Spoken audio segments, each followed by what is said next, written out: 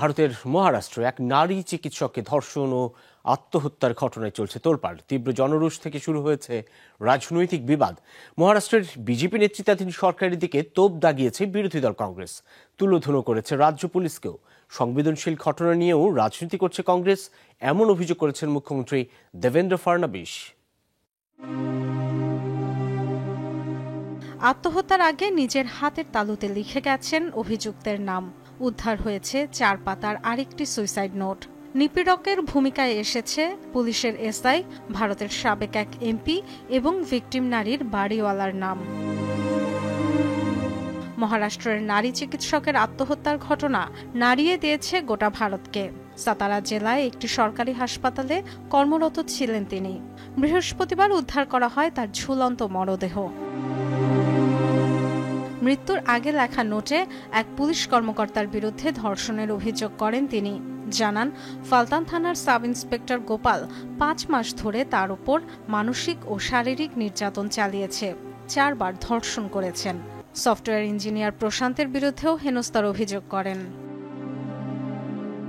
আত্মহত্যার খবরে তোলপাড়ের পর গ্রেফতার করা হয়েছে অভিযুক্ত গোপাল ও প্রশান্তকে। শুরু হয়েছে রাজনৈতিক উত্তেজনা। মহারাষ্ট্রের বিজেপি সরকারের প্রতি তীব্র ক্ষোভ ছেড়েছেন কংগ্রেস নেতা রাহুল গান্ধী। মহারাষ্ট্রের পুলিশ বিভাগকে একজোট নিয়েছেন বিরোধী নেত্রী সঙ্গীতা তেওয়ারি। রক্ষকই ভক্ষক হয়েছেন, সাহস কোথা থেকে আসে?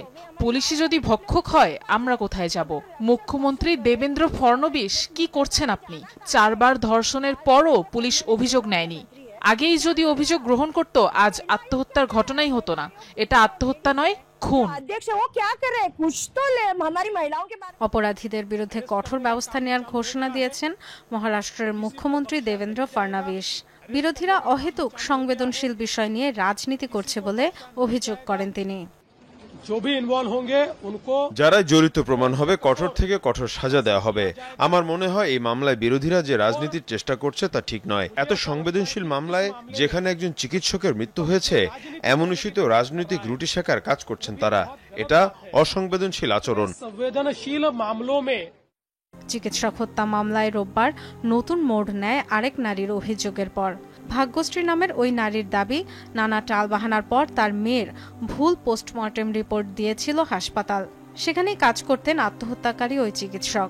ভুয়া মেডিকেল রিপোর্ট বানাতে বাধ্য করা হতো বলে সুইসাইড নোটে নিজেও উল্লেখ করেছিলেন মৃত চিকিৎসক। Dorothy Tasrin, Jamuna news.